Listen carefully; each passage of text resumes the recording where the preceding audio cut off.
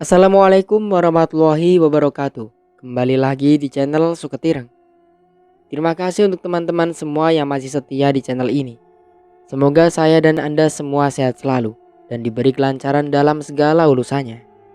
Di kesempatan kali ini, saya Mang Dayun akan membawakan sebuah kisah yang berjudul Tragedi Pembakaran Gadis Lingsirwengi. Cerita ini ditulis oleh akun Facebook bernama Sultan Diko. Bagi kalian juga yang punya cerita horor dan misteri, bisa langsung DM akun Instagram saya yang sudah ada di link deskripsi. Tentunya tak usah berlama-lama lagi.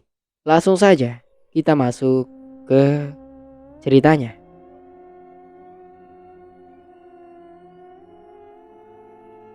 Oh iya Pak, Papa lagi nulis cerita tentang apa? Tanya Luna mengalihkan pembicaraan. Papa menulis sebuah kisah nyata, jawab Ferdi. Kisah nyata? Tentang apa, Pak?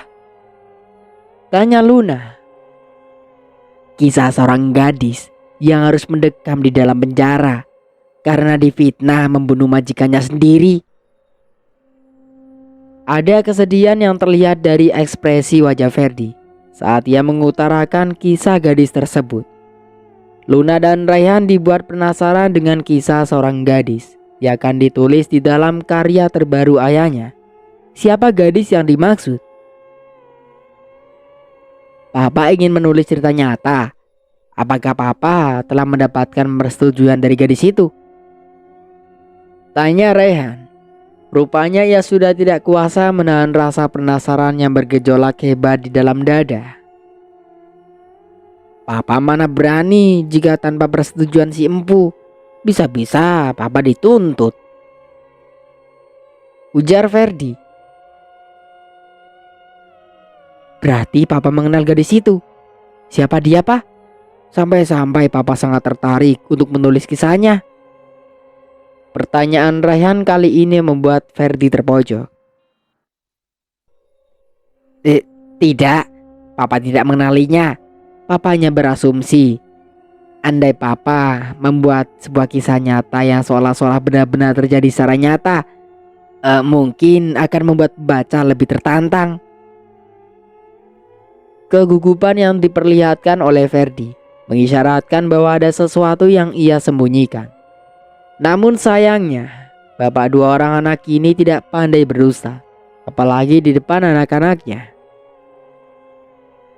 Papa memang pandai dalam merangkai aksara, tapi Papa tidak pandai berdusta, pungkas Raihan. Apa maksud kamu, Rey? Papa tidak pernah bohongi kalian tanpa adanya alasan yang pasti. Jika benar Papa menyembunyikan sesuatu pada kami, mohon maaf jika pertanyaan Raihan memojokkan Papa. Rey hanya tidak ingin orang tua yang selama ini sangat Rey hormati menjadi seorang pembohong hanya untuk meraup keuntungan, ujar Raihan. Selama ini Papa selalu mengajarkan kepada kita nilai-nilai kebenaran. Kenapa justru sekarang Papa menodai ajaran Papa sendiri? Timpa Luna. Ferdi semakin terpojok. Entah apa yang ia sembunyikan. Jika benar ada sesuatu yang disembunyikan, apa alasannya? Mengapa dia seolah tidak mempunyai keberanian untuk berlaku jujur terhadap keluarganya? Raihan, Luna, ayo ajak Papa kalian sarapan dulu, ujar Cantika yang tiba-tiba muncul. Kehadirannya membuat suasana yang tadinya tegang seketika mencair kembali. Papa akan mengatakan yang sebenarnya pada kalian. Tapi Papa mohon, jangan buat mama kalian terluka, ujar Ferdi pada Luna dan Raihan dengan nada berbisik. Cantika merasa aneh melihat gelagat suami dan anak-anaknya yang tiba-tiba berubah menjadi lebih pendiam. Suasana di meja makan pun seketika berubah menjadi dingin. Apalagi Raihan, dia makan hanya sedikit, seolah tidak punya selera. Begitu juga dengan Luna. Ekspresi wajahnya nampak sangat kesal.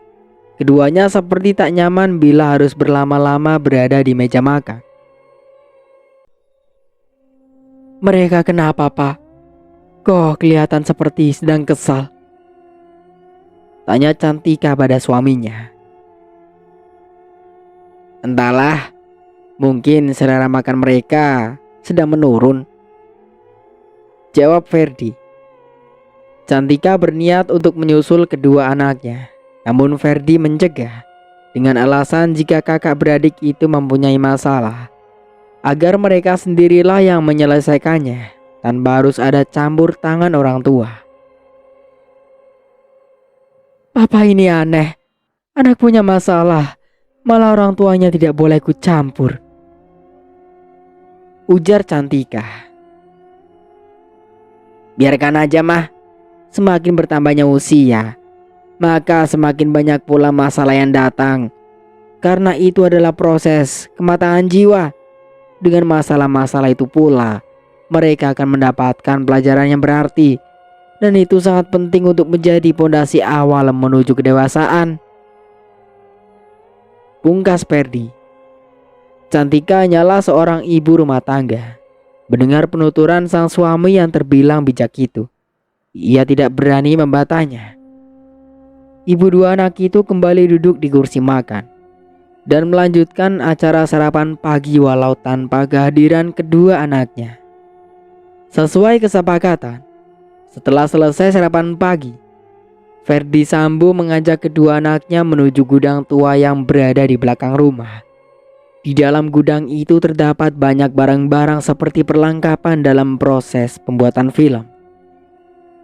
Raihan dan Luna nampak kebingungan atas penampakan peralatan kuno ini. Dalam hati bertanya-tanya, untuk apa ayahnya memperlihatkan semua itu kepada mereka? "Ini semacam peralatan yang dipakai dalam pembuatan film," ujar Luna. "Iya, saat Papa menemukan sebuah kaset DVD di dalam kabin, Papa berpikir ini adalah sebuah karya perfilman. Karena jika benar keluarga di dalam video ini mengalami kejadian seperti itu, mana mungkin ia bisa mengabadikan semua adegan," ucap Ferdi sembari menunjukkan sebuah kaset DVD player pada Luna dan Rehan. "Tapi sayangnya, Papa hanya menemukan disk 2-nya saja, sehingga Papa tidak bisa mengetahui nama keluarga di dalam video tersebut," sambungnya lagi. Luna dan Raihan saling bertatapan, karena di satunya ada pada mereka, namun kakak beradik itu belum sempat menontonnya. "Tunggu, Pak, kami juga menemukan sebuah kaset DVD yang hampir mirip. Di sana juga dituliskan di 1, ucap Luna. Ferdi menyuruh Luna mengambilkan kaset tersebut. Barangkali itu adalah disk 1 dari disk 2 yang ia pegang. Lalu segera menuju rumah, kemudian ke kamarnya dan mengambil laptop beserta kaset yang dimaksud. Namun sayangnya saat Luna turun melewati tangga, kaset itu terjatuh dan menggelinding ke arah ibunya yang sedang menyapu. Naasnya, lempengan bulat tersebut malah terinjak oleh Cantika. "Ya Mama, kasetnya menjadi patah." Luna nampak kesal dengan kejadian itu. "Mama tidak sengaja. Lagian pula hanya kaset DVD biasa. Apa pentingnya? Kamu nanti bisa beli lagi ya," pungkas Cantika. Tidak ingin berselisih paham dengan Cantika yang nantinya akan menimbulkan perdebatan panjang, Luna mengabaikan hal tersebut. Lalu kemudian berlalu membawa serta kepingan kaset DVD yang telah patah itu. Ia menceritakan perial yang baru saja terjadi kepada Raihan dan ayahnya. Ferdi menghela nafas panjang mendengar kejadian yang diceritakan oleh Luna. Kemudian ia berkata dengan nada yang terbilang berat, "Apa boleh buat? Semua sudah terjadi. Papa yakin akan ada cara lain untuk mengetahui kebenaran tentang masalah ini." Raihan prihatin mendengar kabar tersebut. Kemudian ia menghampiri Luna dan berkata, "Kakak, kita masih ada buku itu kan? Barangkali ada petunjuk lain di sana." Luna segera mengeluarkan buku tersebut dari dalam tas yang ia bawa, lalu memberikannya pada Ferdi. "Ini hanya ringkasan naskah dari skenario ceritanya. Bukan ini persoalan kita sekarang," ujar Ferdi setelah membaca buku tersebut. "Tapi di dalam buku tersebut disebutkan nama Mbok Roro, Pak. Bisa jadi sedikit banyak ia mengetahui tentang kejadian di dalam video itu. Katakanlah itu hanya sebuah film fiksi. Tapi kenapa nama toko harus sama? Diksinya terlalu kebetulan," pungkas Raihan. Ferdi terdiam mendengar pengamatan yang terbilang masuk akal dari Raihan. "Kamu memang benar, tapi terlalu kebetulan. Kita harus mencari informasi tentang Mbok Roro," usul Ferdi. "Tapi di mana Mbok Roro? Beberapa hari ini saya tidak pernah melihatnya, Pak," ujar Luna. Sejurus kemudian semuanya baru menyadari bahwa beberapa hari terakhir mereka tidak pernah lagi melihat keberadaan perempuan itu. "Kalau begitu, berhubung Mbok Roro belum kita ketahui keberadaannya, ada hal lain yang harus Papa jelaskan. Perihal ini tidak kalah pentingnya." Raihan kemudian mengeluarkan sebuah amplop berwarna putih yang ditemukan Luna di depan kamar ayahnya. Amplop tersebut berisi selembaran kertas yang diduga adalah perjanjian kerjasama antara ayahnya dan seorang bernama Lilis. Ferdi terkejut melihat sebuah amplop yang sangat familiar disodorkan Raihan kepadanya. Ia mengakui tentang surat perjanjian kerjasama itu. Memang benar ada kerjasama antara dirinya dengan Lilis. Menurut pernyataan Ferdi, sekarang Lilis dipenjara. Pihak aparat penegak hukum menemukan cairan beracun yang tercampur di dalam makanan.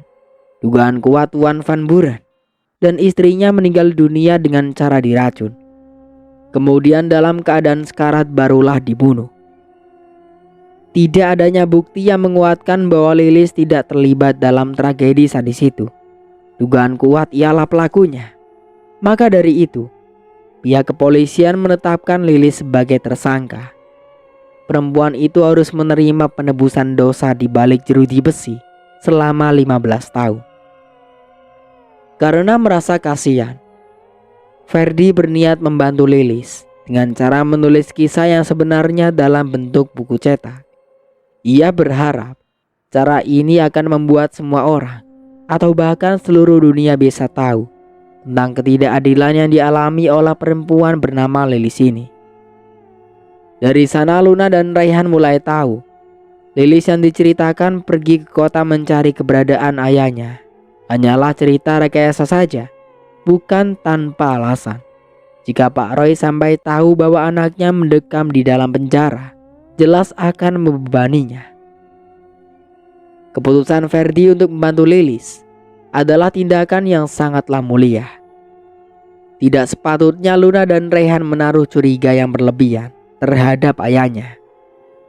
Kakak adik itu akhirnya meminta maaf kepada sang ayah karena telah berburuk sangka sebelum mengetahui masalah yang sebenarnya.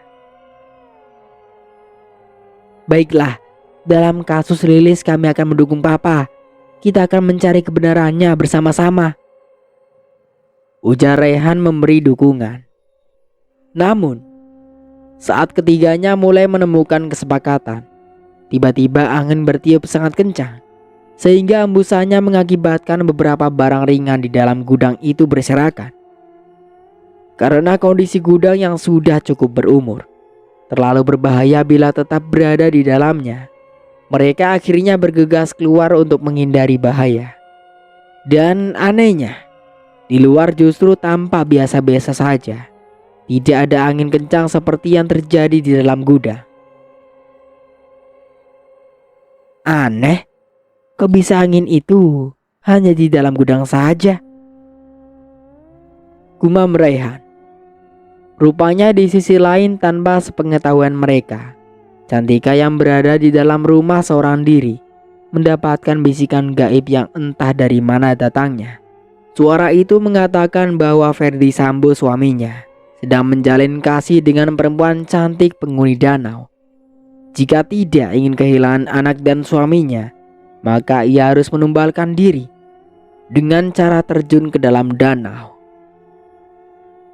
Semenjak mendapatkan bisikan itu, Cantika cenderung berubah menjadi lebih murung dan pendiam. Sepertinya bisikan gaib tersebut berhasil menguasai jiwanya. Ia pun menjadi bimbang dalam menentukan sikap. Keputusan apa yang harus ia ambil? Karena suami dan anak adalah harta yang paling berharga. Memikirkan semua itu membuat Cantika dirundung dilema. Hari itu, Cantika lalui begitu berat. Makan tak kenyang, tidur pun tak lelap. Sampai-sampai setiap kali ingin mengistirahatkan badan pada malam hari, bisikan gaib tersebut acap kali menjelma mengantuinya. Malam semakin larut, rasa kantuk tak jua kunjung tiba. Cantika benar-benar dibuat tak berdaya, hingga terlintas di pikirannya untuk menyudahi semuanya dengan cara menumbalkan diri, ketimbang harus mengakhiri hidup anak dan suaminya. Biarlah saya berkorban demi kebahagiaan orang-orang yang sangat dicintai. Batin Cantika. Cantika benar-benar sudah dikuasai oleh bisikan gaib itu. Ia bahkan tidak harus mencari kebenarannya terlebih dahulu sebelum benar-benar mengambil keputusan.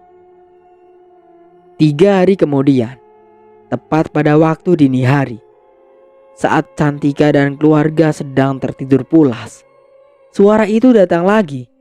Dalam keadaan ia masih mengantuk, antara sadar dan tidak sadar, ia menuruti semua perkataan bisikan gaib itu.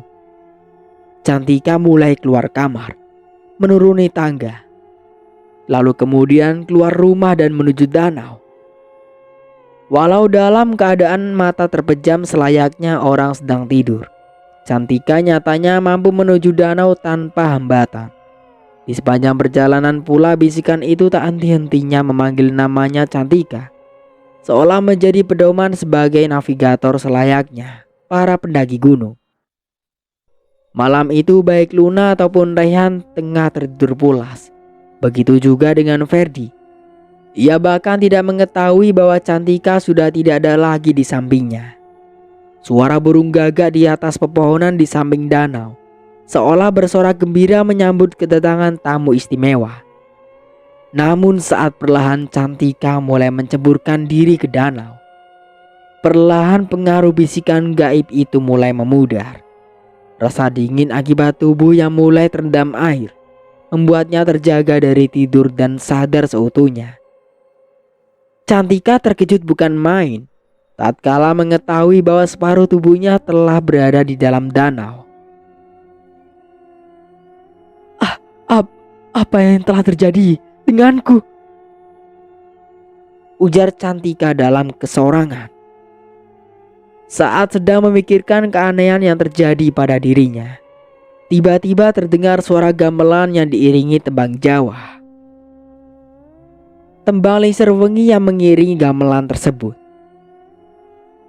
Mendengar tembang Jawa itu membuat bulu kuduk Cantika merinding.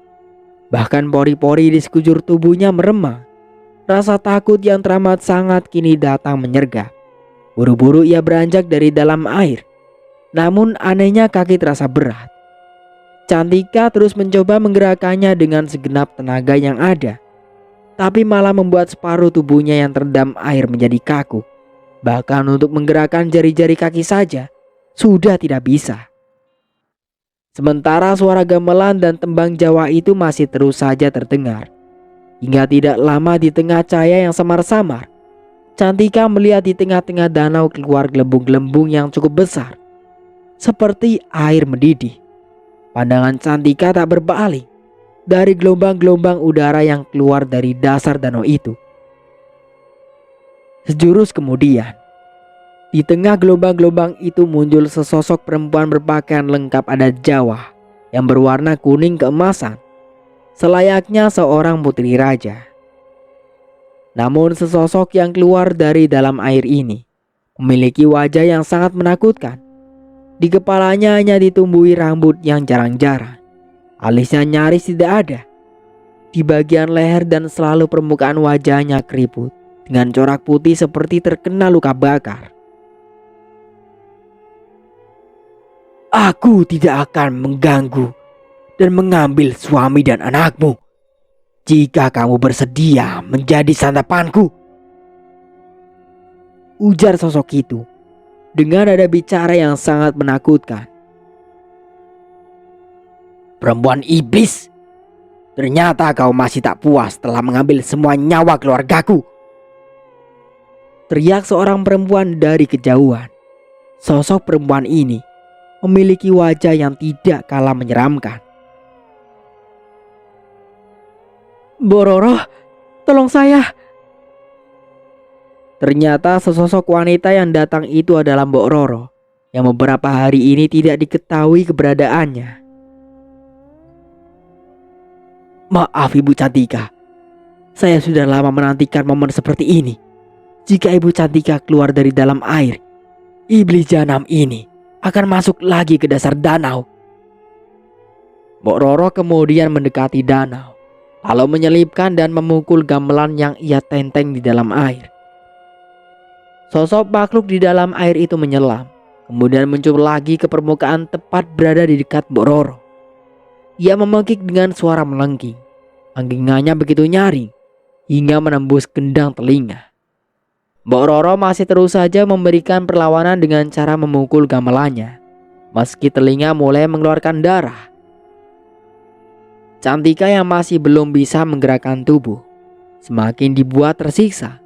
Bahkan kondisinya lebih memprihatinkan ketimbang Mbok Roro. Ia mengalami pendarahan bukan hanya di bagian telinganya saja. Kedua matanya juga mengeluarkan cairan kental berwarna merah, seperti menangis darah. Tubuh yang kaku membuat Cantika tidak mampu berbuat apa-apa. Ia hanya bisa berteriak menahan rasa sakit di bagian mata dan telinga.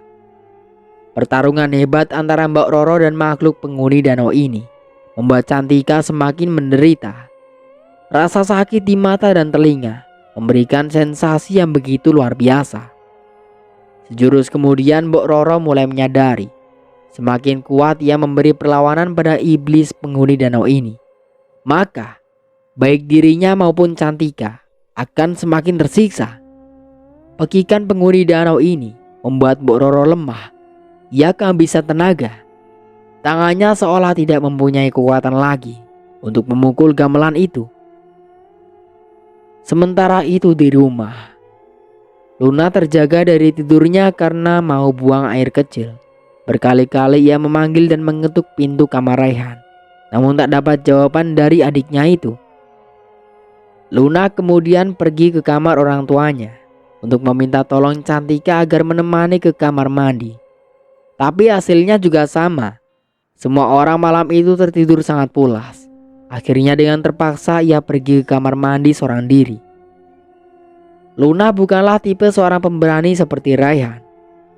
Wajar saja jika ia tidak punya keberanian bila harus ke kamar mandi seorang diri, apalagi malam hari seperti ini.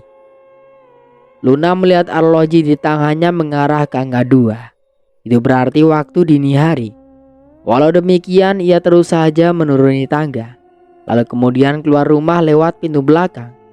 Namun saat Luna ingin masuk ke kamar mandi, ia melihat seekor terkutut tengah bertengger di tiang penyangga sumur. Burung ini berkicau tidak henti-hentinya, seolah ingin memberitahu bahwa sesuatu sedang terjadi. Tapi Luna mengabaikannya.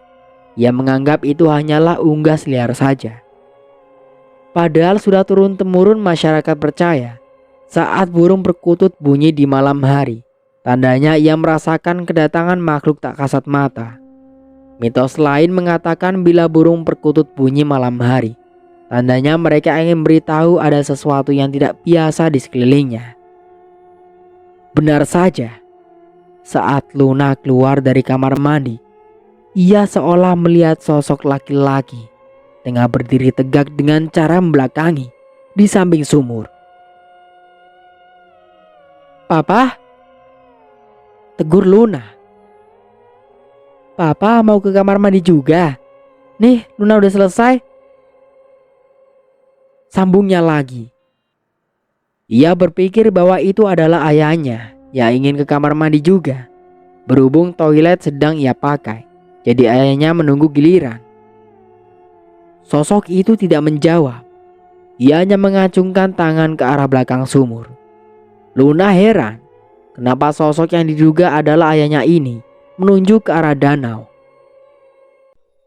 Sejurus kemudian betapa terkejutnya Luna tatkala mengetahui bahwa sosok ini membawa sesuatu yang masih sangat familiar di dalam pikirannya. Di tangan kiri sosok itu memegang banyak burung gagak yang telah mati, diikat tali dengan cara bergelantungan. Sedangkan di tangan kanannya terdapat sebuah senapan angin berlaras panjang. Tanpa pikir panjang lagi, dengan langkah 1000 segera ia masuk rumah. Ia mengunci pintu dan bergegas menuju ke kamarnya. Di dalam kamar, Luna menutupi seluruh tubuh dengan selimut. Tubuhnya bergetar, diiringi deru napas yang tersengal-sengal. Minimnya udara di dalam selimut membuat sekujur tubuhnya basah oleh keringat. Sejurus kemudian Luna semakin dibuat ketakutan tatkala mendengar suara ketukan di daun pintu kamarnya. Ia berpikir bahwa sosok itu mengikutinya sampai ke dalam kamar. Luna semakin merapatkan kedua kakinya ke arah dada. Perbuatan itu hampir membuat tubuhnya membulat, seperti udang meringkuk. Namun selang berapa lama ketukan pintu itu berubah menjadi suara panggilan. "Kak Luna? Kak?" Luna mulai memasangkan pendengarannya lekat-lekat untuk mengenali siapa pemilik suara itu. "Kak? Kak Luna?" "Rey, apa itu kamu?" tanya Luna yang masih belum beranjak dari tempat tidur. "Iya, Reyhan Kak," jawab Reyhan. Luna menghela nafas lega. Ternyata pemilik suara itu adalah Reyhan, bukan sosok yang ia jumpai di area sumur tadi. Mengetahui bahwa si pengetuk pintu adalah adiknya sendiri, Luna segera menuju pintu kamar dan membukanya. Ia terkejut tatkala melihat kehadiran Reyhan dan ayahnya. Reyhan merasa heran melihat kakaknya berkeringat dingin dengan rona wajah yang nampak sangat ketakutan.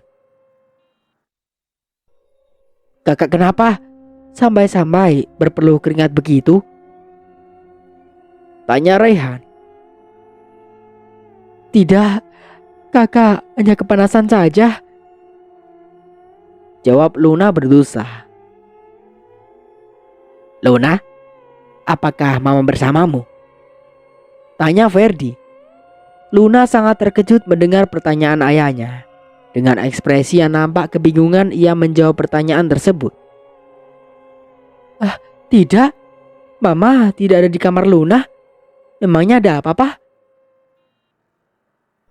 "Mamamu tidak ada di kamar. Papa dan Reyhan telah mencarinya kemana-mana, namun kami tidak menemukannya," jelas Ferdi.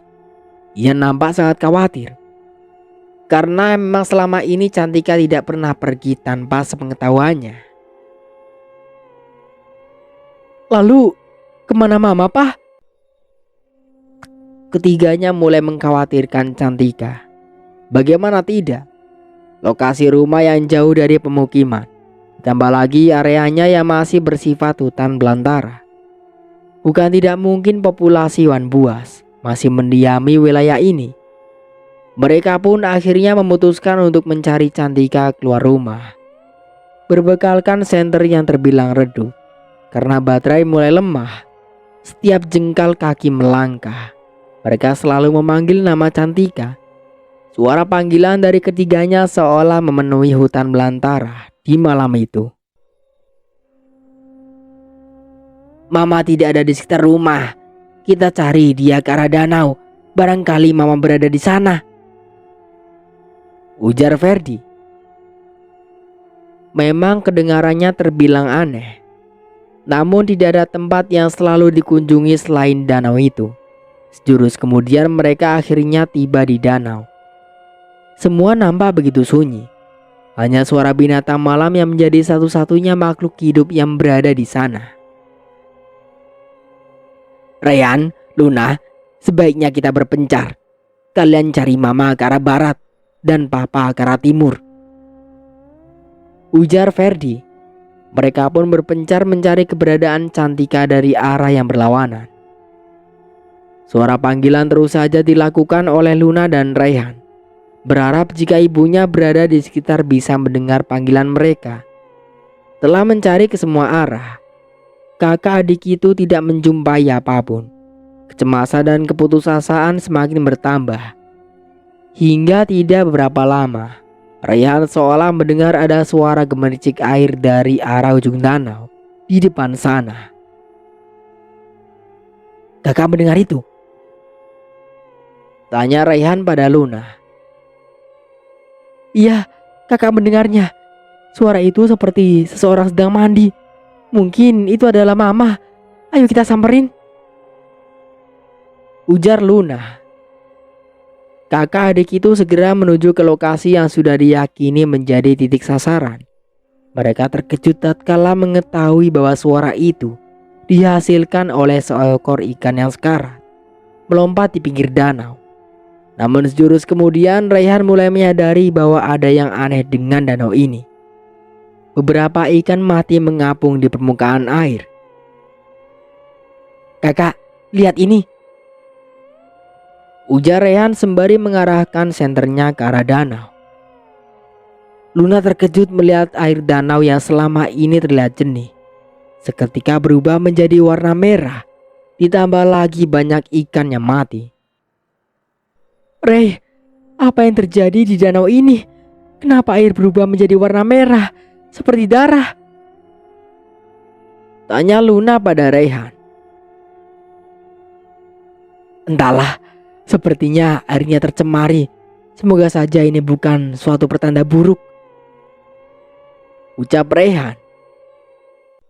Amin, Ray. Amin.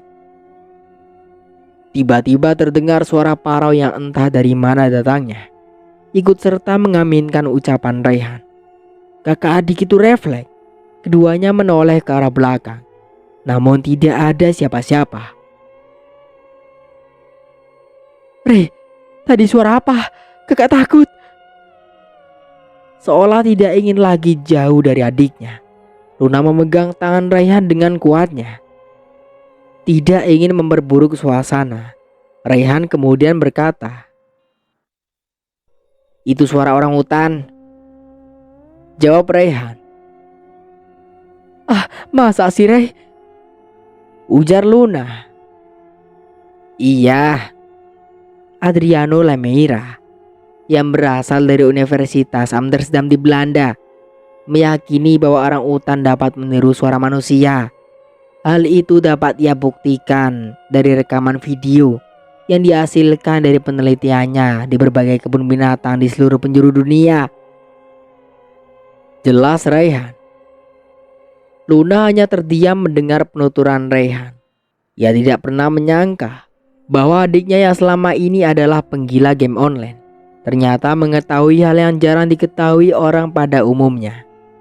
Tapi walaupun sudah dijelaskan oleh Rayhan, sebenarnya rasa takut itu masih juga belum sirna di benaknya. Apalagi beberapa jam sebelumnya, ia melihat sesosok misterius di dekat sumur. Namun ketika Luna dan Rayhan sedang memikirkan tentang air danau yang berubah warna menjadi merah, tiba-tiba berdatangan gerombolan gagak hitam. Burung-burung itu hampir menabrak mereka. Lalu unggas yang selalu dikaitkan dengan hal-hal mistis bersukaria menyambar ikan-ikan yang mati di permukaan air danau. Karena penasaran, Rayhan mencoba memeriksa ikan-ikan itu dan membaui air danau yang berwarna merah tersebut.